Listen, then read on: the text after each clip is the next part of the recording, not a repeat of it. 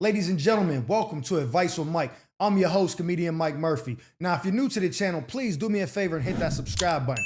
This is the show where you guys send in your messiest, toxic, most out-of-pocket predicaments, and I attempt to break them down, giving my honest and unbiased feedback. Now listen, I'm a comedian, not a therapist, so ain't no guarantee I'll help fix your life, but I can provide laughter along the way and call it like I see it. So without any further ado, let's get into the episode. My son wants to go live with his father, but I can't afford to lose the child support. Hey, Mike, I figured I'd ask you this since you've been giving out all the advice. I'm really in a bind here. Is it the kind of bind that Nate can help with or nah? My 16-year-old son been acting up something bad. You gotta knock his head loose from time to time, let him know who's boss. And I'm at my breaking point. His dad wants to take him in. Sounds like you don't need my advice. And I get that he might need that fatherly guidance right now. No. Ain't no might. But here's the deal. If he leaves, I'll lose the child support. And honestly, I ain't trying to work a full-time job just to make ends meet. Like this video if you think she needs to work an extra shift. I rely on that money and I just can't afford that. I'm really torn. Nah, you're really broke, not torn. I want what's best for my son, but do you? But I can't just give up that support and end up struggling even more. What should I do? I really need some advice on how to handle this. Thanks a bunch. In the letter, you say you really want what's best for your son, but the reality is you want what's best for you. And not even what's best for you, what's easiest for you. Because your son's 16, right? He at the age where he need a man in his life, especially his own father. He disrespecting you. He not listening. He being defiant, disobedient, whatever word you want to put in there. He's basically a menace to you because you don't have the physical prowess to control him. You don't have the bass in your voice. You don't have the physical stature. Nothing you do is scaring that boy at 16. His dad is like, no, I'll take you, man. Send that boy to go live with his dad like they did Trey on Boys in the Hood. Lawrence Fishburne came through in the wheel talking to his BM outside like, yeah, I'm gonna grab him up. She was like, okay, you know what I'm saying? Because she knew right then and there, growing up in that area, the son wasn't gonna be no good with her. That's why he was like, yo, let me out the car, dope, because he knew his dad was gonna put belt to ass if he found out he is playing with the blickies in the wheel. You need to send that boy with his father and pick up a full-time job. Extra shifts, whatever you gotta do. You ain't gotta watch the kid. Well, you ain't gotta watch him anyways, he's 16. You ain't got to pay for a babysitter or nothing. You free to go about as much as you want now. Boss say, yo, can you stay for an extra 2 hours? So-and-so's late. Sure will. Let me get that cheese on the next check. Talking about you don't want to have to work a full-time job. You used to that money. You a bird. It's hard to have sympathy for not even just women, for people like you. I see men doing this too. So I don't want to say it's a man and woman thing, but you're relying on this man's money to get you through. That lets me know right there that the money he giving you probably not even really going to your son, because if it was, the rest of the money you need will be going to your real bills.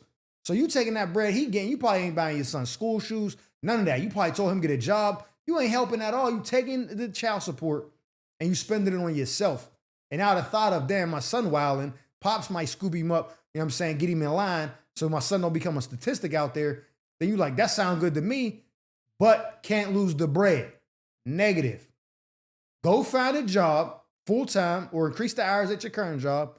Pick up extra shifts, whatever you got to do. Send that boy with his father.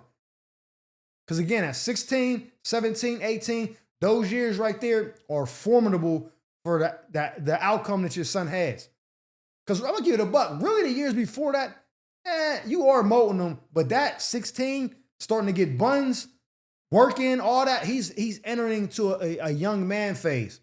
Turned 18, now he's adult.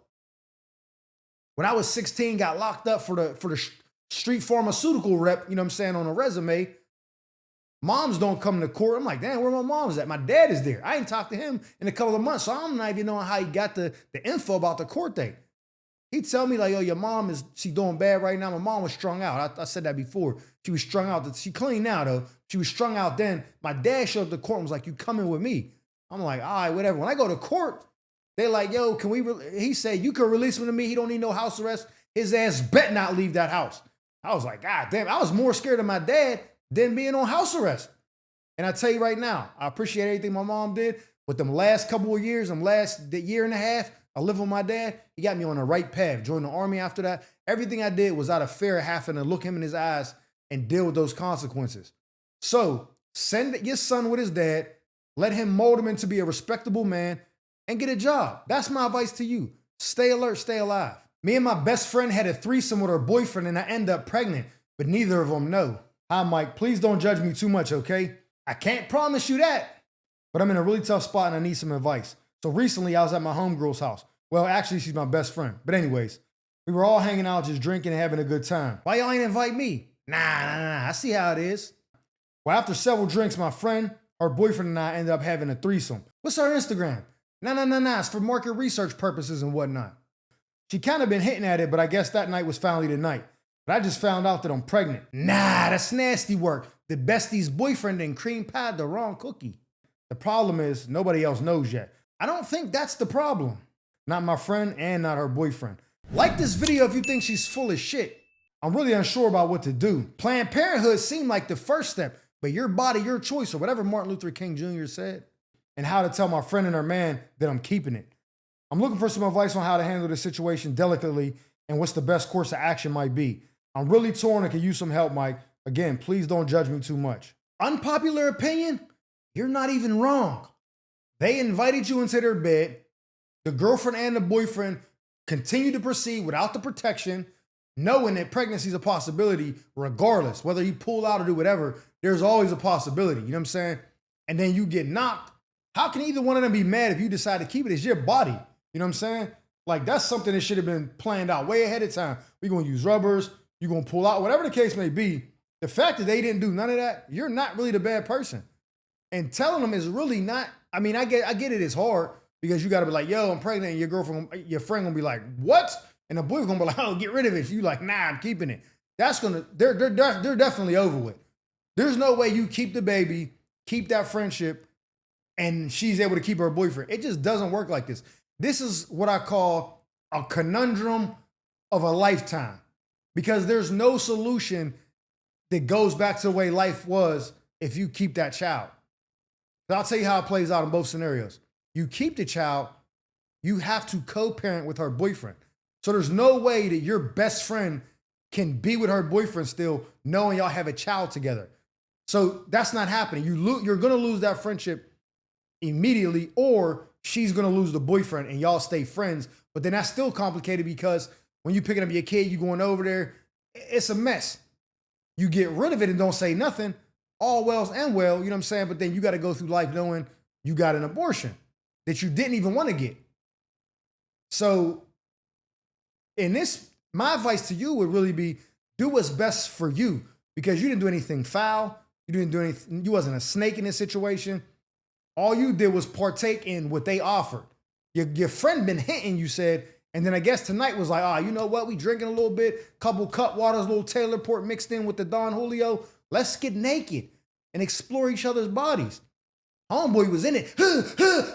Felt that tingling sensation and was like, nah, I'm leaving it in. And he probably didn't say nothing because his shorty might have been tight if she knew that your box was the box that got him off, you know what I'm saying, in this session. I always ask people like, yo, if you having a threesome, is wifey, is one of the rules where wifey tells the dude, you could do whatever, you just can't, she can't be the one to make you finish. Because to me, that sounds crazy. You know what I'm saying? Like watching my man finish with another joint, that would sound crazy. So to me, I felt like that's like one of the main rules. Obviously, y'all don't have no rules going into it. Or maybe he bust, didn't say nothing. Y'all start kissing whatever he got back right, then start cracking her again, whatever. But clearly it's a secret, especially if he don't know and she don't know. But here's what I do know. He knows something because he know he shot your club up. 100% knows that. So it's just a matter of him, he gonna start prying around like, yo, you wanna come over and get drinks? Trying to see if you'll indulge in the alcohol while you're with the youth. You know what I'm saying? While you're present with the child growing inside the embryo in there. You know what I'm saying? So he gonna do little things to test it out. Yo, you want alcohol? Yo, you want weed? You know what I'm saying? He gonna be asking you all the stuff that you shouldn't be doing if you know that you're pregnant. That's how he's gonna test it out, because he know what he did. Now the girlfriend might not know. I'm telling you right now, I can let it join off and keep going nonstop. I just fight through the sensation. Just keep going. Because if I let one off a little too quick and I don't want to be embarrassed, I just fight through the pain, you know what I'm saying, and keep going. So the second one comes a while later. So he might have done the same thing.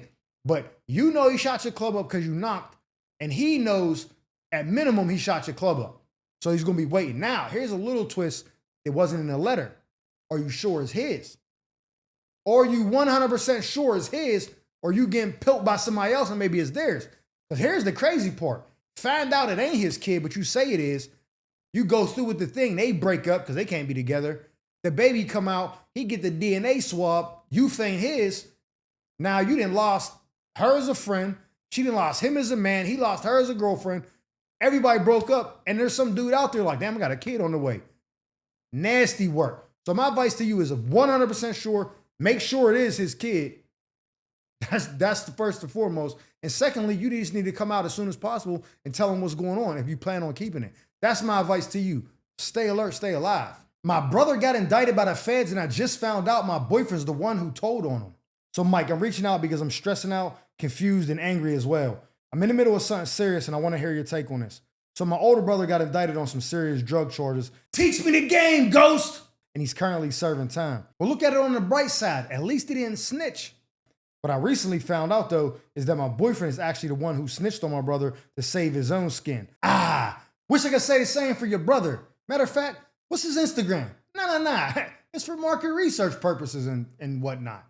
I'm devastated and I don't know how to move forward. Whatever you do, don't tell your brother that your boyfriend is Sammy the Bull. I'm torn between my loyalty to my brother and my relationship with my boyfriend. Like this video if you think she's full of shit. I really need some advice on how to handle this situation and whether I should confront my boyfriend or how to navigate things from here. Thank you so much for your help. Now, here's what I really want to know, right? Two situations. First of all, your boyfriend snitched. We got that out in the open right now. We already know that. But was you with your boyfriend and then him and your brother start getting money together and then when he got jammed up, gave your brother up? Or was him and your brother getting money together, you didn't even know him at all, he got jammed up, told, then fast forward a few months or whatever, he meets you not even knowing that you the little sister or the brother, and then y'all start kicking it, and at some point after y'all become a couple, you find out, oh, this is the dude who told on my brother. Because the snitching is the snitching no matter what. That's foul. You know what I'm saying? No, regardless. But if he snitched on your brother while he was with you, then he's betraying you too. Now that's 2 strikes. 3 strikes, he's out of there. You know what I'm saying? Like I said, the snitching is the unforgivable regardless. But if he snitched on your own brother while he was actively with you, that's crazy. That's crazy. But here's the deal. What I would do, honestly, I'm gonna give you advice for both situations. Leave the boyfriend no matter what. You know what? No, I'm not gonna give you 2. I'm gonna give you 1. Because I was about to say, tell your brother what happened. But then guess what? You're gonna put your brother in harm's way because he's gonna try to get some retaliation, might get jammed again, be doing 25 or something.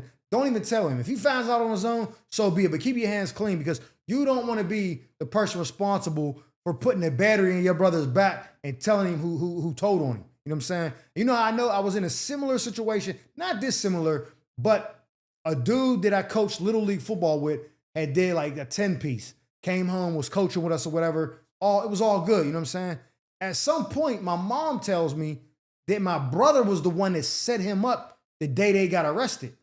He was going to serve my uncle. My uncle was a snap. He went to go bust a move, serve my uncle the crack rock.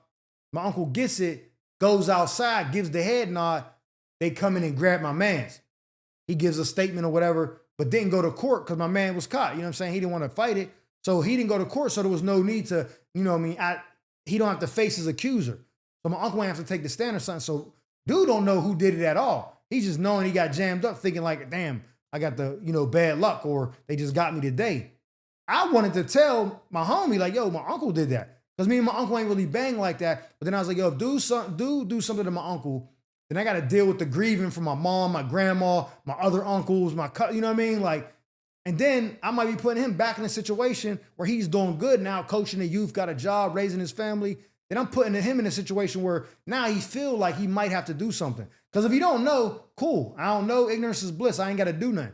But now you tell me you know who sent me to jail for 10 years. I might want some payback. So I'm telling you, don't tell your brother at all. If he finds out on his own, so be it. But it won't be at your hands. You know what I'm saying? But definitely, boyfriend got to go. Because that's a character flaw.